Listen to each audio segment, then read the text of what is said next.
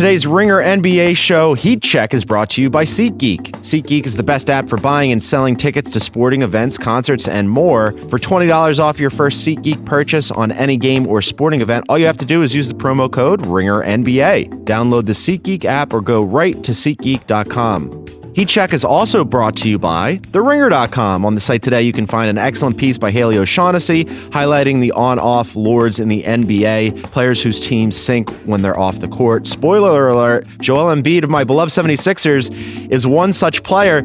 I didn't write this. My producer, Isaac Lee, knows me quite well. You're right. Joel Embiid on this list. You got to read it. Also on the Ringer Podcast Network, you can find the wildly entertaining One Shining Podcast with Titus and Tate, whose latest episode reacted to the Elite Eight games from this weekend. They'll also be previewing the NCAA Final Four next weekend, so be on the lookout for that. And now, let's go Heat Check. He's got smoke coming off his fingertips. He's as hot as a blowtorch. It's a Heat Check. You knew that was coming. It's Heat Check time.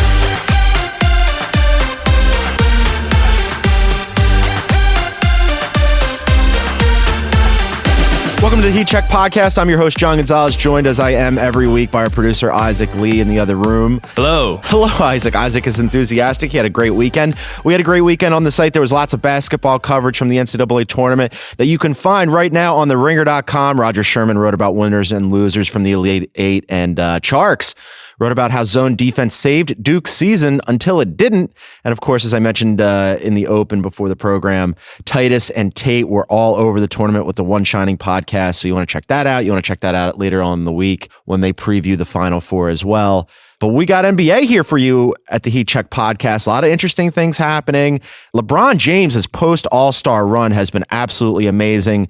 And meanwhile, on the not-so-amazing front, the Wizards having some issues. So we go around the globe this time. We've gone international. We're going to go to Joe House, our Jamaica bureau chief. He's going to join us from sunny Jamaica to discuss some basketball. And Jason Concepcion will be here later on as well. We're going to play a new game with Jason Concepcion, Isaac. We're going to ask him what he believes and doesn't believe because he's a truth teller. He's going to tell us the truth. But first, some big injuries to big players on big teams. And for that, we need a big basketball expert. Isaac, let's bring him in. He's heating up. He's on fire. All right, joining me in studio, he's our resident expert, NBA senior chief, top dog correspondent. I believe that's the main official title. He's Kevin O'Connor. What's up, Kevin? How you doing, Gonz? Good, buddy. Better than Steph Curry and the Warriors. Oof. Apparently, the injuries keep happening for Golden State. They were sort of chugging along there, and then all of a sudden the wheels came off with various injuries. First, it was Kevin Durant and Klay Thompson, and now Steph Curry again. He has a grade 2 MCL sprain of his left knee that he suffered in a win over the Hawks on Friday. He's going to be reevaluated in 3 weeks. The average recovery time is 6 weeks. I did the math. We're 5 weeks from the beginning of the second round of the playoffs. Womp womp. Uh-oh. How worried are you about Steph Curry? It's scary.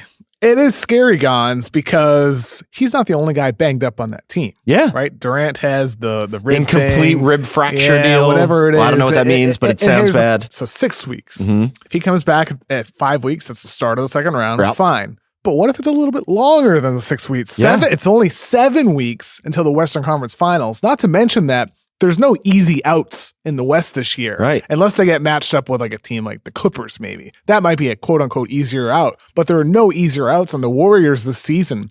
There's a stat in my article on theringer.com where they outscore opponents by 14 points per 100 possessions anytime Stephen Curry's on the floor.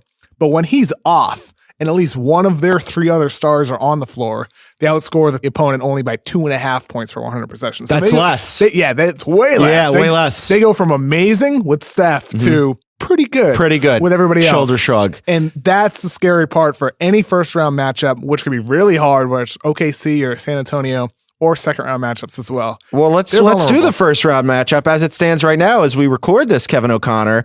They'd be matched up with the Minnesota Timberwolves at a game a couple of weeks ago that was a little scrappy game. Tough. Who knows what the Timberwolves are going to look like in the playoffs against the Warriors. And like you said, they're still an amazing team. They've got Kevin Durant. I would bet on them over everybody else, even without Steph Curry. However, all of a sudden you go, gets a little dicey. So what do you think about that matchup if it holds against the Timberwolves? Any chance that the Timberwolves could pull a crazy first round upset? I think it depends a lot on whether Jimmy Butler comes back. If they get Jimmy Butler back, and if Jimmy Butler is Jimmy Butler, right? If he's himself, then I certainly think they're going to be a tough out because look, Minnesota's been hard on Golden State in the past. Karl Anthony Towns is one of the few big men in the league who give Draymond a hard time. Sometimes he even tosses him around when Towns is posting up. So they're tough. They still need Jimmy Butler. They need him to get back because, like you said, Golden State still has a guy by the name of Kevin Durant. He's very good. I've watched him play basketball. And they need a guy like Jimmy Butler to at least hopefully neutralize him. But even then, like, dude, like the standings are still so tight. There's 3.5 games separating the 5 seed and the 10 seed where this could get shuffled. A lot of movement could happen. I think though, initially when I heard about the injury, grade 2, you're hoping he can get back and whatever. And initially Steph said he wanted to get back as soon as possible. And I thought, oh, that's great. Steve Kerr said there's no way he plays in the first round. Immediately said that he's out for the first round. And again, as we mentioned, 5 weeks away from the second round, the average recovery time is 3 to 6 weeks. If you're not going to try to push him because you think you could kind of squeeze past the Timberwolves or whomever they play in the first round and just wait until he can come back at his own pace in the second round, then he still has to get back in like a little bit of a rhythm, right? You've been on the shelf for a second. You got to knock off some of that rust. Once he gets through this, can you even fully count on 1, him being healthy, or 2, him being Steph again? Like immediately, like how soon would we feel like, okay, we're comfortable relying on him if you're the Warriors? Well, when he came back in 2016, he scored 40 points on 32 shots in his first game back against the Blazers. He killed it. He was dominant. He was unbelievable, but he still lacked a little bit of the same juice, that wiggle that did negatively affect him. It made it a little bit harder on him against the Oklahoma City Thunder and then against the Cleveland Cavaliers in the finals, as we saw in that one of those final possessions when Kevin Love was able to defend him and prevent Stephen Curry from getting an open look. So yeah, he could be 100%, but I don't feel totally confident that he would be based on the fact that he wasn't the same Steph Curry when he came back from a grade 1 MCL sprain before. And here's the other part. Here's a guy that has had a ton of ankle sprains already this season. This is what That's not going away. This is what I wanted to ask you about. Always risk for re-injury. So there was a period there at the beginning of his career where people were like, he's kind of an injury risk. And then he got through that. Right. And he was a killer MVP and everybody went, well, you can't stop him. He's good. The best ever. He's through it. And now all of a sudden we're starting to see these flare ups again. And I'm wondering, like, not to say that he's an injury risk or injury prone, but what's your level of concern for long-term injuries with Steph Curry? Because as we've noted many times, with him on the court, the Warriors are damn near unbeatable. And with him off, you start to go, maybe. Yeah. Well, this is why I'm like a broken record always tweeting, don't take LeBron James for granted. Because it can all go away quickly. It can all go downhill quickly. And that's also true for Stephen Curry. Yeah. Just because it's been a couple of years since he hasn't had the ankle injuries, just because it's been a couple of years since Kawhi Leonard had quad trouble, doesn't mean that stuff can't come back. LeBron James hasn't had back problems for a couple of years, doesn't mean it can't come back. So you can't take these star players for granted because look historically, not all these guys last until their late 30s. Most of them don't. It's so crazy too, because at the beginning of the year, we had said everybody was basically checked out, right? We went, okay, we know what the ultimate outcome is going to be. Yeah. So we have to figure out other things to be interested in about the NBA. Not anymore. With the one caveat. And the one caveat was always, well, if the Warriors suffer an injury or injuries, then you don't know, right? And now we're kind of in that scenario. We are. Like, these aren't like the kind of injuries where you go, okay, Steph's out in perpetuity and he's going to miss all the playoffs and now it's really in flux. But they're the kind of injuries that could be nagging through the season. You don't know how much they're going to linger. You don't know how much discomfort, say, KD is still experiencing. You don't know. And Steph himself said that he's not going to be able to get to 100% with his ankles. This was on Thursday before the injury. That it's not going to happen until the offseason. So we had previously talked, you and I and some other people on the Heat Check program, about like what percentage chance or how much we think like the Rockets could get past them. Now all of a sudden the Cavs are playing better. The Raptors were all already there. Like you look at this mix for the playoffs, not just in the Western Conference playoffs, but also the finals, the potential finals matchup, should they even make it that far. And now you've got not just maybe the Rockets, but now you've got potentially some other teams from the East who could give them problems if they're not fully healthy. Sure, yeah. It's really fascinating. So I wanted to talk to you too about how they'll play sans Steph Curry. If they'll change it up, if that changes their rotations, if it changes the way they play. They're 5-5 over their last 10. They're falling 5.5 games behind the Rockets as we record this. That's a wrap. Rockets got the 1 seed locked up. Will they play differently? Will they change their rotations? Will there be different minutes load? You wrote in your piece that's on the ringer.com today about Quinn Cook being a guy that they've had to throw. Cook's the answer. All of a sudden they've got to use Quinn Cook. This is Quinn crazy. Cook, baby. I mean, I think here's the thing about Golden State. You can say this about any team. Take away their best shooters, they don't have a lot of great shooters on the team. But it's especially true with Golden State. Take away Steph, take away KD, take away Clay. There's nobody on that roster you're really sweating about when they're standing behind the 3-point line. Draymond can heat up, and he has in the past. Iguodala can heat up just like he has in the past. But these guys are struggling shooting the ball this year. And that's the thing I'm kind of worried about without Steph. Because with KD, he's going to have less driving lanes. There's going to be less open space when Steph isn't sucking the defense away from the paint like he does. So will their style of play change? I think it does. I think you'll see more isolations with Kevin Durant, maybe a little bit less ball movement and less 3-point shooting. They've shooting quite a lot more mid-range jumpers this season when Steph is off the floor compared to when he's on. So they're going to look a little bit different now until Steph comes back. And a lot of the reason why is because they don't have the depth of shooting that they perhaps did in the past when they had guys like Leonardo Barbosa coming off their bench. So that's something that I'm a little bit concerned about for them. And it speaks to how much they need Quinn Cook to really continue elevating his play like he has as of late. I can't believe that we've spent this much time on the Heat Check program talking about Quinn Cook. It's really hilarious. But the one thing you mentioned there, he looks good. He does. He does look good. You're right now. You're wearing a Giannis shirt. Next week when you come in, you're going to be wearing a Quinn Cook shirt. I'd love to have a Quinn Cook one thing shirt. that you mentioned that Duke shirt. I wanted to talk about that we haven't talked about yet. But when we were at Sloan, Daryl Morey mentioned this, and he was saying, like, look at the way that the Warriors play basketball, right? And it's very pass heavy, share the ball, a lot of movement. Yep. And you mentioned that they might have to have some more ISO, which is the Rockets' ballywick. It's fascinating that those two teams have been so good and played such radically different styles of basketball, because when the Warriors are whipping the ball around the perimeter and sharing it and shooting well, it's a beautiful form of basketball, right? And it's starkly different than the Houston Rockets, who are basically like, they're scoring off their first and second actions, and they're at the bottom of the league in sharing the ball. Well, I mean, both can be beautiful. I mean, I know some people think the Rockets are ugly, but I like blondes and brunettes. Okay. So like what difference? You're a Renaissance man, Kevin. What difference does it make? Look, here's the thing. Isolations are important. Sure. At the end of the clock in the fourth quarter, when defenses are locked in, and you need one bucket, and you need to go to your best guy.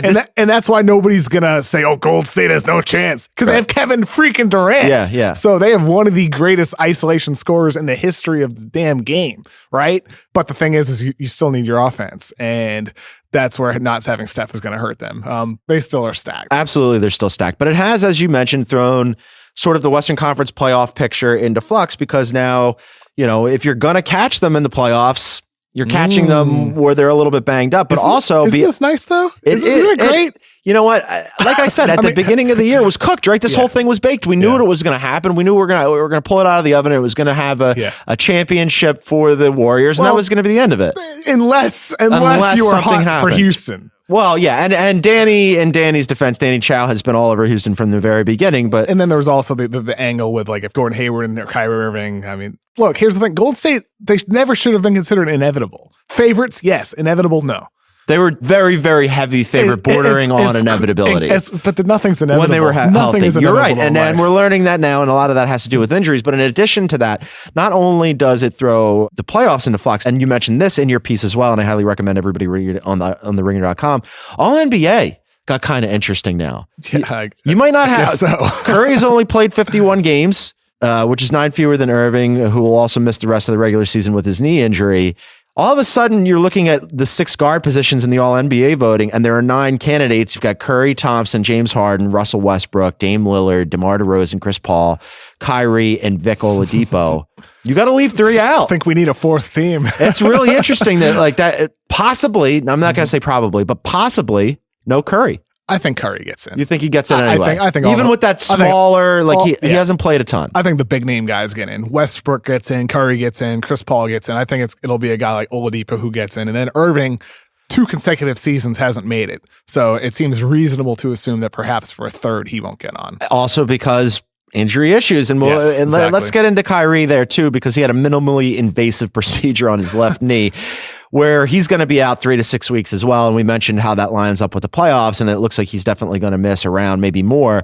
But they removed a, quote, tension wire from his knee, which I was like, what? I didn't know that was in there. That's interesting. I was reading about that. I guess with the surgery that he had, it's the type of thing they put that in there to stabilize the tendon. But that can often break or need to be removed in the future, and that's exactly what happened. So the Celtics put out some vibes that there were various reports that the Celtics, after this minimally invasive procedure, and they keep using those words, are optimistic about it. I'm like, well, no, you're never going to be optimistic when your best player has to get shut down for knee surgery. But sure, if you want to say that you're optimistic. It's the same thing with Steph. Everybody on Twitter is like, good news. It's like, how is this good news? Yeah, this can't possibly. No such thing. Exactly right. So, but from the Sports Illustrated piece about this, they said that not only was it minimally invasive, this is like the Celtics spin, but the surgery revealed that the fractured patella that he was playing with in 2015 is completely healed. And this is reading the tea leaves, right? Like, obviously Sports Illustrated was talking to some people from the Celtics here, and they said the spin was that the Celtics can live with an early playoff exit in year 1 of a drastic rebuild, but to enter 2018-19 with 2 stars on the mend would have been a cruel twist to Danny Ainge's slow but massive overhaul. I take umbrage with this take. They can live with an early out? I don't know, because at the beginning of the season, they lost Gordon Hayward, but all of a sudden they were killing it. They were on a long winning streak. Kyrie Irving was absolutely murdering people. It looked like a great marriage. It is a great marriage with Brad Stevens. They've got Jason Tatum. They've got Jaylen Brown. This is a good team. This has to be a disappointment for them. Well, so in my article on the Celtics last month, I wrote something that's kind of to your point, where they are ahead of schedule in the grand scheme of things, but yet there's also a feeling of disappointment based on the expectations entering the season. And I poorly wrote that paragraph, and it made it look like I said the Celtics were behind schedule. So in my article today, I kind of touched on that same topic. You fixed it. Yeah, you're a writer. You got a delete key and everything. So I fixed it in my article today and kind of focused on that. And the season is a disappointment based on the expectations before the season, but the circumstances change. They change the potential results. So you got to look at what the cards they've dealt. That means Jason Tatum gets an opportunity to carry this team for a couple weeks. Jaylen Brown sees an elevated role. You get to see what Terry Rozier's really about. There's other things to watch for with this team aside from hoping they win a title if you're a Celtics fan, because the thing is, that's not going to happen without Gordon Hayward. It's not until next season that they're an actual title contender. Yeah, the storylines are different, and there are interesting things to look for. And on my way into work today, I was listening to Sirius NBA, and they were like, they were doing the more like silver lining thing. They're like, this is good news because you get to see more Jaylen Brown. And I'm like, okay, and more Jason Tatum. And I'm like, lining. It's not good news. I don't know about good news, right? Because especially because not to do too much of the what if game, but exactly what we were just saying. If you look at like the way that the playoffs are suddenly like up for grabs. Yes. And now the Cavs are playing well, and like the Raptors were there. And if you had a healthy Kyrie and or a healthy Gordon Hayward, all of a sudden the Boston Celtics are like really truly in the mix. And it would have been fascinating. They're probably pushing for maybe 60 wins if Hayward's healthy the entire season. Absolutely. If Irving never gets hurt. As we do this right now, the way that the matchup would be in the first round would be Boston Celtics against the Milwaukee Bucks. You are, as we record this, wearing a Giannis shirt where he's in flames. He had a 60 minutes. His mean mug on. He's got his mean mug on. He had his 60 minutes interview yesterday. No Kyrie. Beautiful interview. Are we looking at a maybe potential? Because the Bucks have been sort of like hovering around 500 post All-Star break. They've been fine. Like Danny wrote a piece about building around unicorns and how sometimes we get over optimistic about unicorns and what they can actually do with these teams that are middle of the pack. I don't know. Do you think that they could pull the upset? I think on the unicorn topic, it's like David Griffin said at Sloan 2017. It's on the front office. They're the ones who have the responsibility of building around these great players. He was talking about LeBron. Sure. But it's also true with Milwaukee. It's like Giannis is the guy that he carries that team, and he'd give them a chance in the playoffs. I think he'd be the best player on the floor in a series against Celtics. And anytime you have that, clearly, you got a chance. I still think Boston's team is overall better and deeper. Probably even with Irving either just coming back, because it was 3 weeks at the earliest. Right. He can come back 6 weeks at the latest. I think Irving perhaps has a better chance of coming back early than Steph. based on the history of their respective injuries or situations, rather. Just to serve as the Kevin O'Connor heat check translator, because he kind of straddled a little bit there. Kevin O'Connor, who's from Boston, he just picked the Milwaukee Bucks to upset the Celtics in the first round. This is amazing. We're breaking news here on the heat check program. It'd be tough. It'd be tough without Kyrie. It's the same thing with Steph, though, right? You need a guy who can score for you mentioned in the fourth quarter. The best player on the floor will be for the Milwaukee Bucks. Yeah. I mean, and I think that's indisputable. Mm-hmm. I like what the Celtics have done all year. Everybody who knows Heat Check 1.0, when Juliet and I were hosting it together regularly, we love the J Team. J Team's great. They're going to be fantastic. I'd like to see them out there. But if the Bucks are going to pull an upset, this is the time now. This is it. It is the time. If it's the Bucks. The thing is, though, is Milwaukee's defense is still, it's still so bad. Yeah. It's still scary level bad. Whereas Boston, they are still an elite defensive team. They are tremendous. They can win a series on their defense in the first round. And yet you have your doubts. You've left Boston behind. Sure. You don't even care about that city anymore. You haven't even called your mother. You're Team Bucks now. Yeah, I know Shay will want me to pick a side, but there's more gray area than there is black and white. We don't do nuance on the Heat Check program. Nuance is actually a thing. Except for when Kevin O'Connor is here. He wrote an excellent piece on theringer.com per usual. Check that out today. Check out all his stuff later in the week. Kevin O'Connor, thanks for joining us, buddy. Thank you for having me, Gonz. This was fun. All right, before we bring in Joe House on the road via remote, let's get a quick word from our sponsor, Google Assistant. Today's Heat Check is brought to you by the Google Assistant. With the Google Assistant, you can complete over 1 million actions on your phone, in your car, and around your house. Living in LA, we spend a lot of time driving. And one of the things that I love about the Google Assistant is that I can send a text hands-free, very handy. And I can just say, hey, Google, text Bill Simmons. I'll be there in 10 minutes. And Bill texts back, stop texting me. How did you get this number? But it's very convenient. Download the Google Assistant now. And now, back to the show. Boom shakalaka! He's heating up. He's on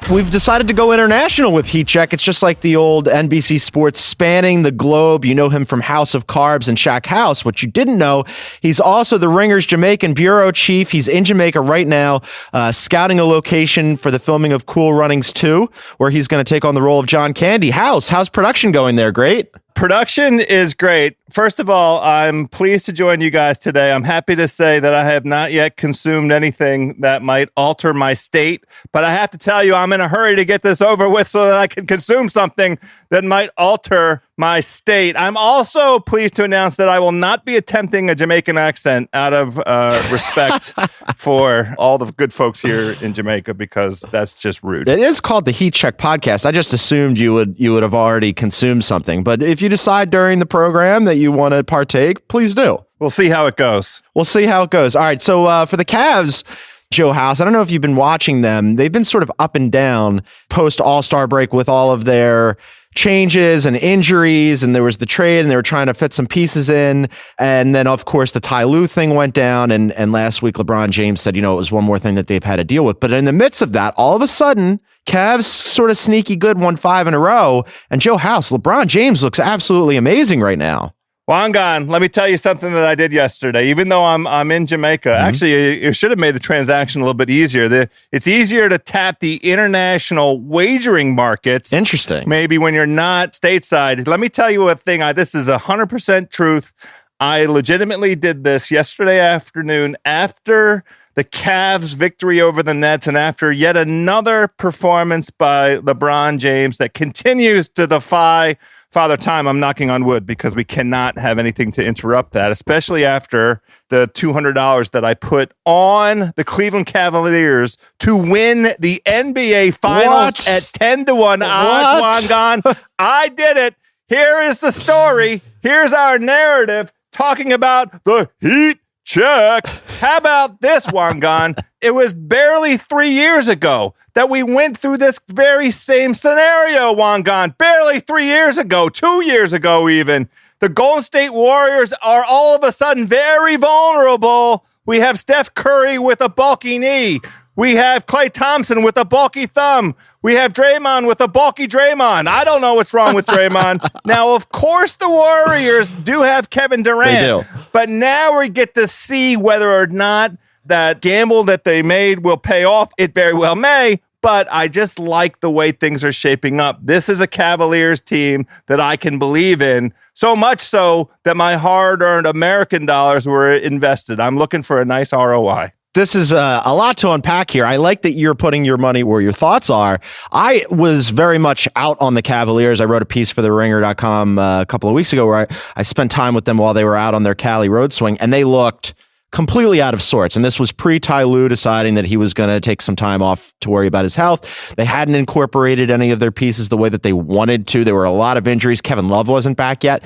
Now, all of a sudden, they've won 5 in a row, Joe House. And as I mentioned, LeBron James, he is absolutely murdering it. Simmons pointed this out in our Slack. LeBron post All-Star run is an all-timer even for him. He's averaging almost a triple-double. He's over 30 points per game in that stretch, over 10 rebounds per game, almost 10 assists, a steal and a block per game about, and then he's shooting 56% from the field, almost 38% from three. His free throw rate still needs a little bit of work. It's just under 70%, but on the whole, he's crushing shots from everywhere on the court. He's murdering people. Zach Lowe mentioned this yesterday on Twitter, that when they're running Kevin Love at the 5 and LeBron James is out there sort of marshaling the offense, good luck scoring with them. You have to win a scoring bonanza, as Zach put it. And all of a sudden, a week and a half ago, it looked like the Cavs were finished, and now like you're putting money on them. Never sleep on the GOAT. This was always waiting to happen. The playoffs were less than 10 games out from the start of the playoffs. The GOAT is stepping on the pedal. Now, I want to make a quick sidebar. Kevin O. Hyperbole went on the Twitter this morning and went out there and said, Kevin O'Connor, of course I'm talking about. He's sitting in the studio right now, by the way. Kevin O. Hyperbole, let me tell you, my brother, there's only one GOAT in all of NBA history, and it will always be that way. It's fine, though, to pay proper respect. You know what LeBron's going to be? He's going to be the all-time endurance GOAT because nobody in his 15th year has ever played at this high a level. So obviously we love it. This is exactly the Cavaliers team that seemed like could be waiting in the wings long ago back in October. And really, it's a reminder. All that the Cavaliers need is a functioning LeBron James. And to me, that makes them the favorite of the Eastern Conference. Of course, it's the case now as these playoff seedings line up that the gosh darn Washington almost Bullets look pretty well slotted into that 6th seed, and the mother effing Cleveland Cavaliers are slotted into the 3 seed. And now I was saying earlier this late winter here that there was no team in the East I feared. I have to amend that. I now fear a team. It's the Cleveland Cavaliers, and I'll be gosh darn if the Wiz aren't prepared to face them in the first round. Yeah, we're going to get to your Wizards. I've got many questions for you about them, but before we do, the Cavs right now are an interesting case study because you mentioned, what you need if you're the Cavs, and this is an obvious point, but an important one, is a dialed-in LeBron, right? And before the trade deadline, there was this narrative that like LeBron was sort of in regular season checked out mode, and he'd revisit in the postseason as he sometimes does. And then they made that trade, and he got some new guys to play with, and it seemed like it had revitalized him at least temporarily, but they were sort of hovering around 500. And I wonder if, like when he was out in LA, he sat there and he goes, look, we don't know what we are because we've been so banged up. We've been so hurt. We're running out all these crazy lineups. We don't know which ones we're going to use in the postseason. And I kind of felt like it was a little bit of like LeBron talk, but maybe not. Like now that they're starting to get healthy, and I can't believe I'm saying this. I think you mentioned it last time you were on Heat Check. I said, how much do you believe in Kevin Love as like the panacea for what's ailing the Cavs? And you went very much. And now it's kind of true. Right. Big surprise. Kevin Love, perennial all-star Kevin Love is going to help the team. Like what a revelation. The guy's been to the finals however many consecutive years ever since he joined Cleveland. I think he's a pretty important part of the puzzle. When they get a healthy Tristan Thompson and they have Kevin Love and they have LeBron doing LeBron things, that's a pretty formidable team. Definitely formidable enough to win the Eastern Conference. I'm sure of that, my man Wangan. That's the Cleveland team that is going to give the Golden State Warriors all they can handle in the NBA Finals. I like your enthusiasm. I like your confidence. I think you might be getting slightly ahead of yourself because before they can get to the Warriors, they do have to get out of the East. And I'm not crazy about any team in the East except for one. Are you saying all of a sudden like you're out on the Raptors? The Raptors have been the most consistent team in the Eastern Conference this year by a considerable margin and one of the best teams in all of the NBA. I think they present a problem to the Cavaliers. I admire the Raptors. Honestly, I admire all Canadians. I like Drake. I like Patrick Mayo. I like J.E. Skeets. I like the Raptors and I like Canadians in general. They're just not there yet. They need to go lose in heartbreaking fashion in the Eastern Conference Finals and then return this team. This is a team that is built for the regular season success that they've experienced. Kudos to Masai. Kudos to Dwayne Casey. Kudos to their outstanding bench. They ain't beating LeBron this year. I think that was everybody who's ever been to Canada or lived in Canada. I was waiting for the Michael J. Fox reference. Well, I left out a few notable and very worthy Canadians, Steve Nash and Mike Weir. Also shout outs, honorable mention to both those homies. But look, the larger point is this Toronto Raptors team is a wonderful story. I'm very happy for them. We the North, God bless. It's going to be a fun playoffs, but they ain't making the finals this year. That's all. LeBron's still playing. As long as LeBron has 2 arms and 2 legs and 10 fingers and all that stuff works, the Cleveland Cavaliers are making the finals. Even if he maybe didn't have all those fingers, he could probably still pull it off. But you bet on them. You bet on the Cavaliers, which I feel like kind of puts a little bit of the jinx on them. But that's a different prospect. What'd you get? What were the odds? 10-1? 10-1. Good odds. I like that. Those are good odds. I like those odds. But that's a different prospect than saying, like, what percentage chance would you actually give them of doing this? So if you had to ascribe a percentage, what percentage would you give them of winning it all again? Because you're saying not only are they going to get past your Canadian friends, but then they're going to get past the Warriors, who you say are too banged up to beat them. So what chance here? Yeah, I just to be clear, I'm not saying the Warriors are too banged up to do anything. The Warriors can beat everybody if Steph Curry doesn't play another second of basketball this whole season. They're that skilled. If Klay Thompson and Draymond are healthy and Kevin Durant is ready to just, take over and dominate, there's no doubt the Warriors can three-peat. But I would say, to answer your question, the Cavaliers, as we sit here today on March the 26th, and again, I have not yet started consuming. I can't wait to start consuming. I give them about like a 35-ish%. They're, to me, 100% going to make the finals, and 35 to 40%-ish going to win the finals. That's so maybe like a 1-3 shot, roughly, a little bit more, depending on if you want to go up to 40%. All right, I could buy that. I think that's fair. And that's why I like the 10-1 odds. This is a good bet for you. I like it now. All of a sudden, maybe I'm going to send you some money down there. You're going to put some on for me. It's interesting, though, because you did mention the first round matchup for the Cavs. If it stands as it currently is at present, as we record this, the Cavs would be the 3 seed. Your Washington Wizards would be the 6 seed. And Joe House, things in Washington, not so great. I love to talk to you about Washington because it always makes me feel better by proxy. 4-6 over their last 10. They lost their last 3. They fall into the 6th seed. In addition to this, they just lost to the Knicks, which I didn't even know was still possible at this point in the NBA season. And Bradley Beal, who had previously said, hey, everybody eats. Isn't this great? We're all getting along. Maybe not as great, because Trey Burke was kind of giving him a little bit of heat in that game. And so afterwards, Beal was asked about it. I'm going to read you this quote. He said, "We look like we didn't give a damn, honestly." This is from Beal. "We just thought we could show up and play because they don't have anything to play for. So we just thought it was going to be a cakewalk, and the Knicks smacked us in the mouth." Joe House, are you just going to stay in Jamaica now, or how depressed are you? Well, this is the state of affairs as an Almost Bullets fan. It is the cognitive dissonance of, on the one hand, feeling irrationally excited about the playoffs, because with the playoffs comes the return of John Wall. There are already reports of John Wall being fiery in practice, and these Almost Bullets have tricked us in Washington into believing that anything is possible. Anything is possible. Shout out KG. When the playoffs arrive, because they have this ability to flip the switch. Now, I hate them flipping the switch. I don't enjoy it. I don't like these mediocre efforts in the regular season. On the other hand, guess what happens when you miss your very best player for 25 consecutive games and a guy who's always in the top 5 assist-wise?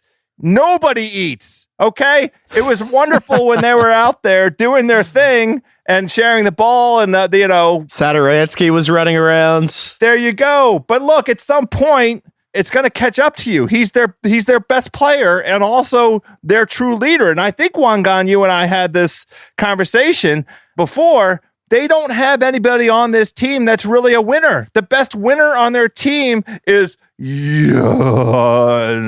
Mahinmi, who won a ring, I believe, in Dallas. So if that's the guy that you're taking your cues from, that's the most accomplished basketball player, the guy on their team who has achieved the most in his career, you kind of got some issues, right? There's a leadership problem in Washington that still needs some solving. You've been very consistent on very few points on the Heat Check program, but one point that you have been very consistent on is that if you lose John Wall, who's your best player, you're a worse team. And I busted your balls a little bit about it and your Sadaransky love and all that stuff. But you were right. John Wall, of course, they would be better with John Wall. But Simmons kind of mentioned this in our Slack about the Western Conference. I'm going to apply this theory to your team, the Wizards, and the Eastern Conference. As we do this right now, they are one game up on the Bucks for the 7 seed, right? So they're in the 6 seed. Would you rather play Boston in the first round? Yes. How quickly can I say it? And how emphatically, how loudly? Yes, I would love to play Boston. Give me Boston a million times out of a million. The Celtics are great. And by the way, if anybody who thinks that coaching doesn't matter, just pay attention to what the Celtics have done over the last dozen games as important player after important player falls out, some of whom are going to be gone for the season. And look at the effort that the Celtics to continue to deliver, and look at what Brad Stevens manufactures. All you need to do is look at that road victory they just had against the incandescent Portland Trailblazers, who've been really serving notice that they're prepared to do something these playoffs. Boston went in there, depleted as they are, and pulled out an unbelievable victory. So all respect to Boston, but they just don't have the horses. So that's the team that I want. So you would advocate for a slight, in progress, playoff positioning tank effort to fall one game back so that you could play the Boston Celtics and no Kyrie Irving. Well, how about this? I don't think the Almost Bullets have to do anything. Just be you. You don't have to. You can call it whatever you want. They don't have to tank nothing. All they have to do is continue to have these efforts like they've had against the Knicks and these lackluster appearances. They're just going to end up where they're going to end up. You got to bring some of that stuff back from Jamaica for the playoffs, because I feel like it's going to be a tough slog for the Washington Wizards. I appreciate the vote of confidence. He's Joe House. I wish you luck with your bet. I wish you luck with the Washington Wizards. I think you're going to need both of those, but you can listen to him on Shack House and House of Carbs. And soon, Cool Runnings 2. You can watch him in that. He's going to be excellent. It's Joe House. Thanks, Juan God. Thanks, Isaac. Thanks, buddy. All right, thanks so much to Joe House. We're going to bring in one of our favorites, Jason Concepcion, to play a fun game. But first, one more word from our sponsors. Today's NBA Heat Check is brought to you by ZipRecruiter. Are you hiring? Are you posting your position to job sites and waiting some more for the right people to see it? Well, guess what? ZipRecruiter knew there was a smarter way, so they built a platform that finds the right job candidates for you. ZipRecruiter learns what you're looking for, identifies people with the right experience, and then invites them to apply for your job specifically. These invitations have revolutionized how you find your next hire.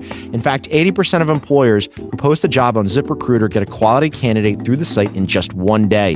And ZipRecruiter doesn't stop there. They even spotlight the strongest applications you receive, so you never miss a great match. The right candidates are out there. ZipRecruiter is how you find them.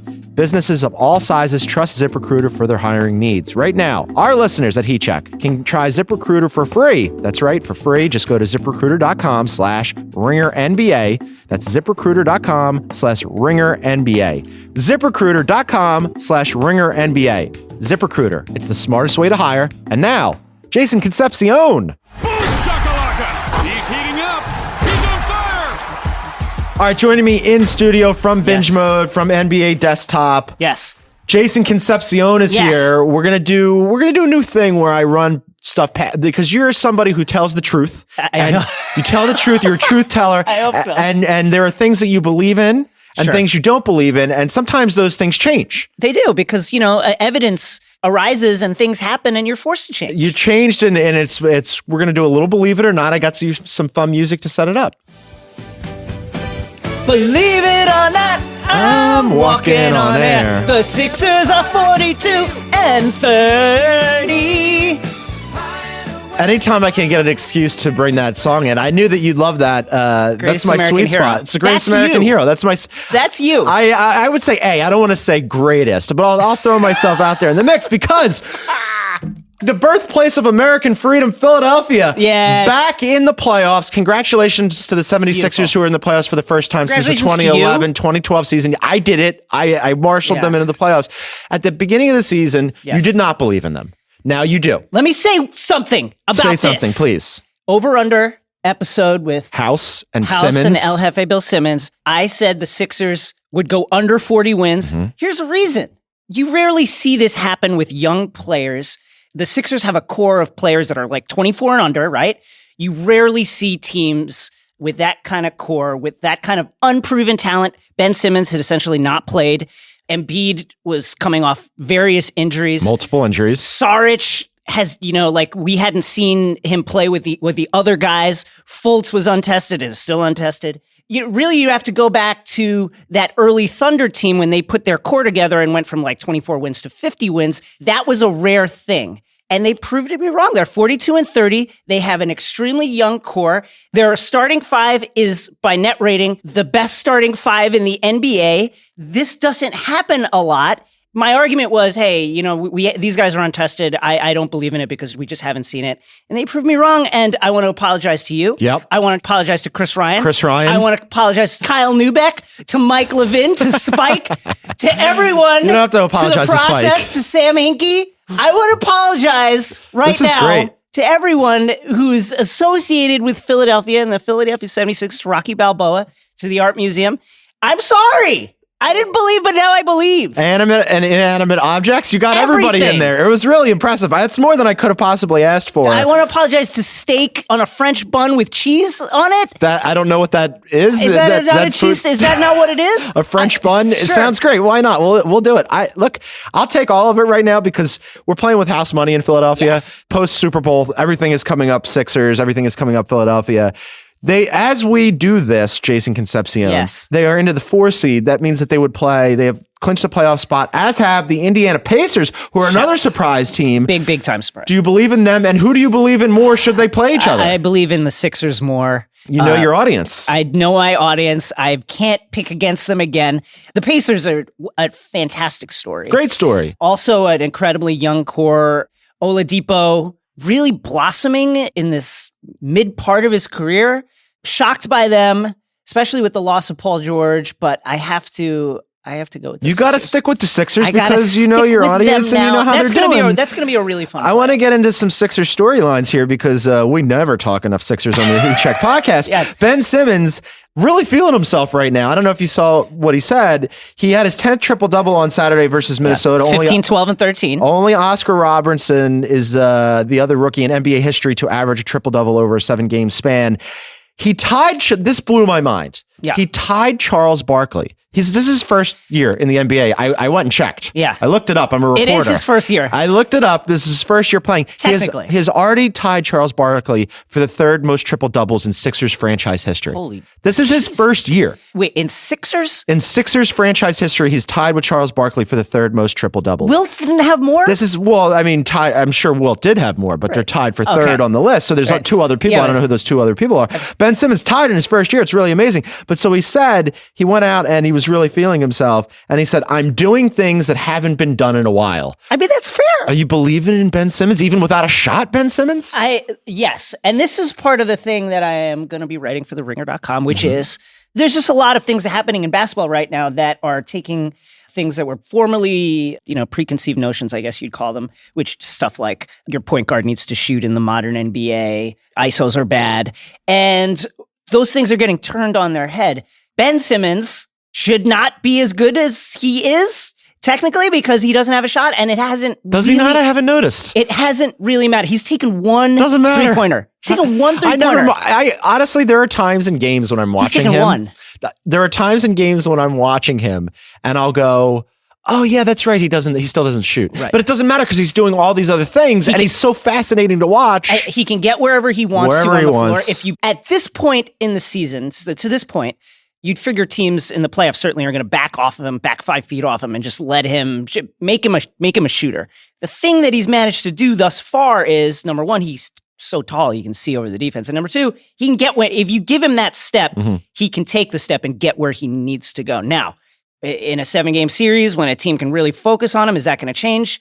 Perhaps, but we haven't seen it yet, and he's been incredible. One of the stories of the Perhaps it season. will. Right now, though, I'm riding a high. It's been great. It's been so great that the whole Fultz saga hasn't even really gotten to me. And I need to ask you whether or not you believe in this, because there was another NBA.com headline. And you know what? Fool me once, shame on me. Fool me twice, shame on me again. Fool me 1,000 times, shame on me still. The 1,001th time, Jason Concepcion, I didn't fall for it. The NBA.com headline said that Fultz was nearing a return. Do you believe it or not? No, they got to listen. There's what 9-10 games left in the season. You got to shut him down. Bad idea.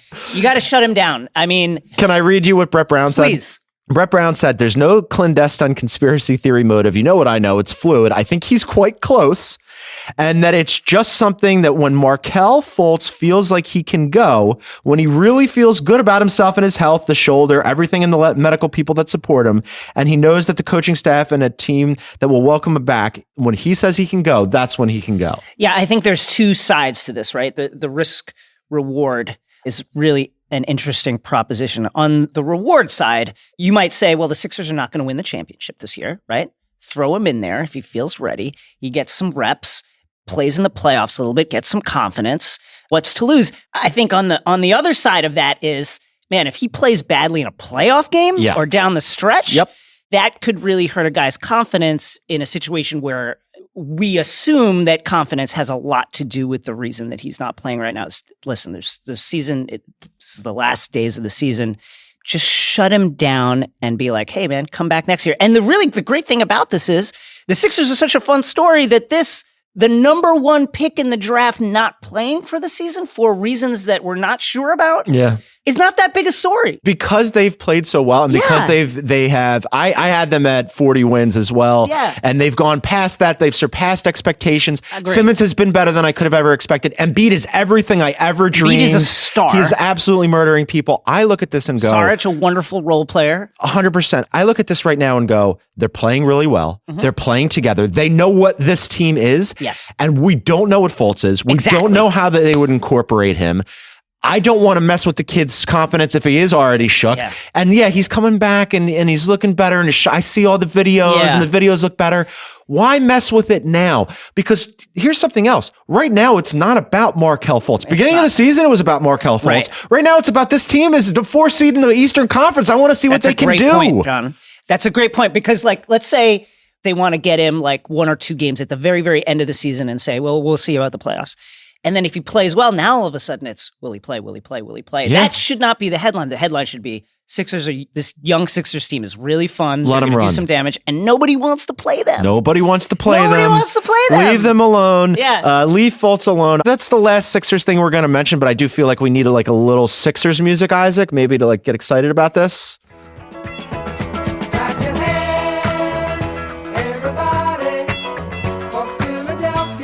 You know this song? The Philly sound.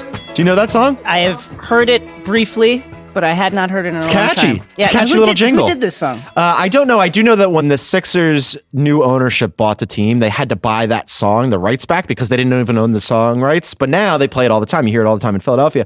I don't know if the Knicks have a song.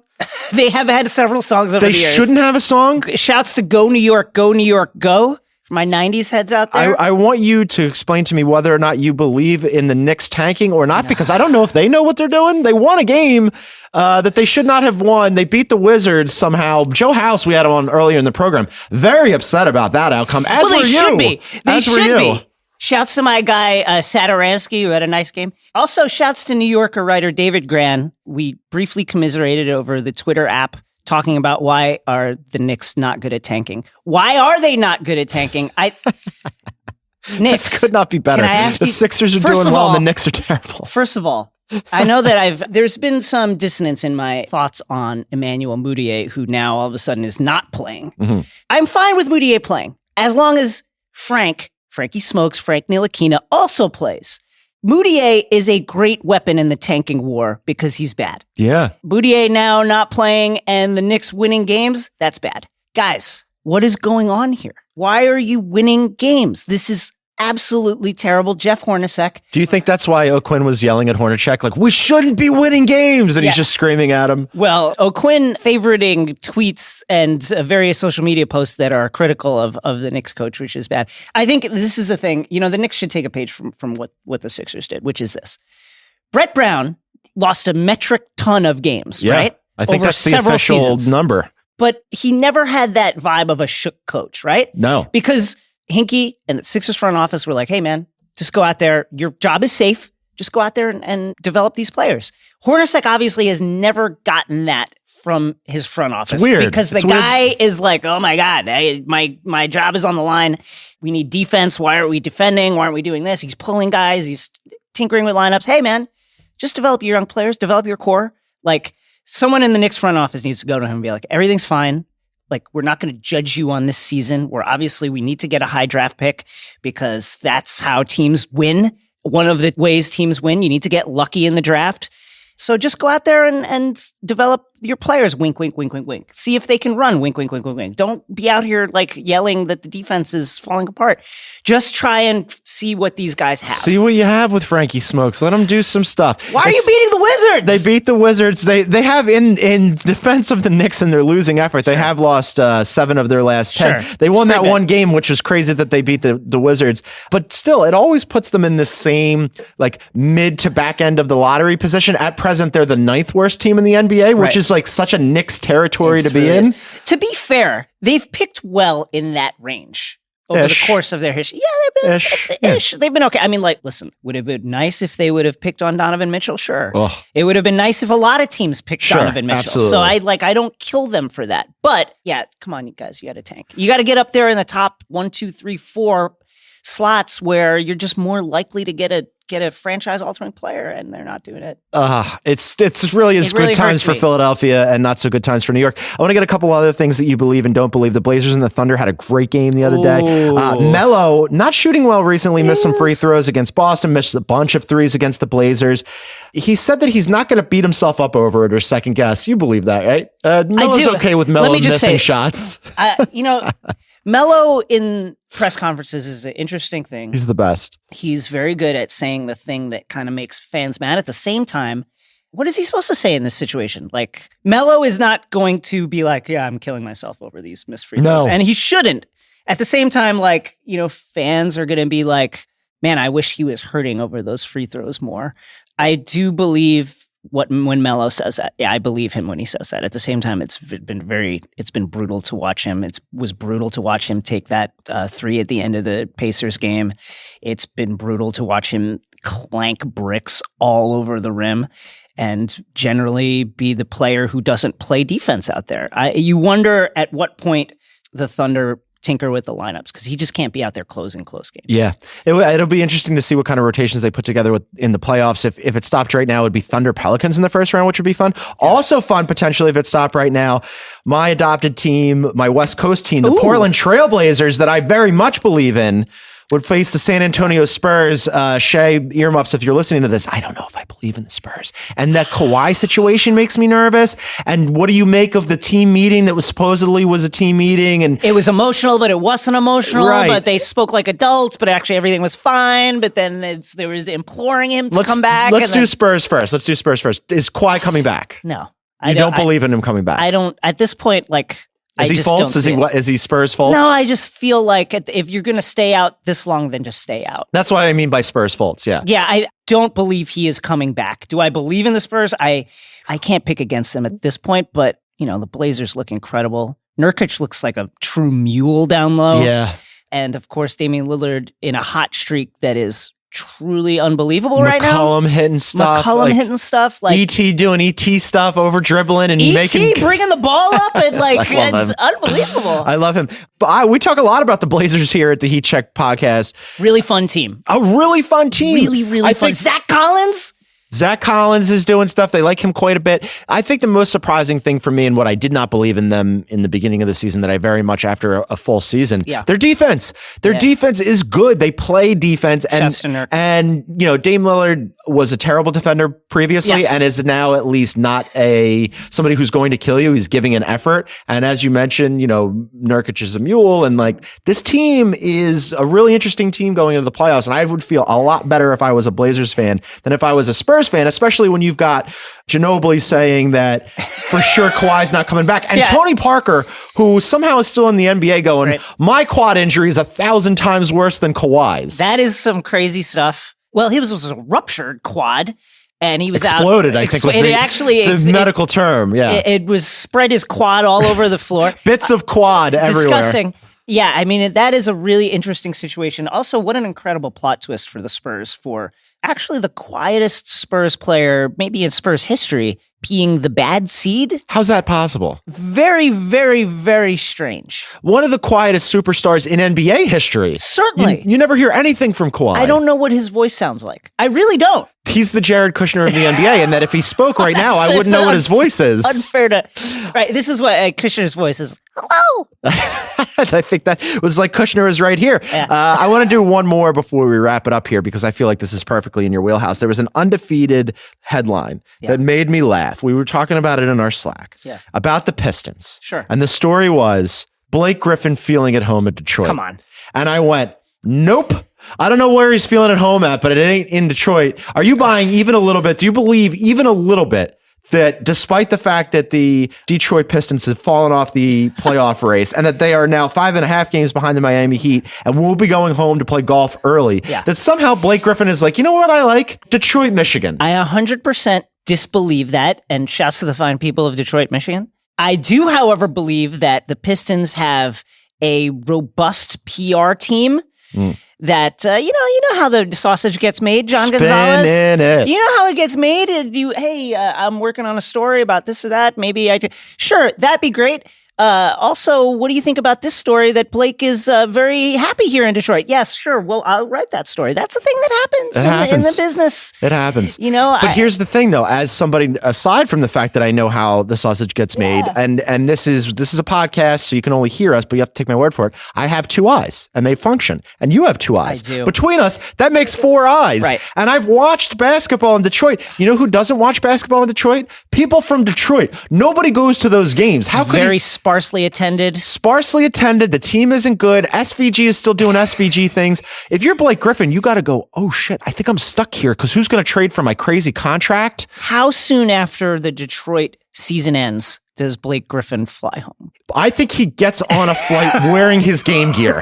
I think he's got a car. He walks directly out of the locker room. He doesn't even do press. He gets if the game ends at 10 o'clock local, the flight's at 10. He's got a TSA pre already. Right. He goes right through security. I think it's like that Batman Dark Knight technology where he has the hook.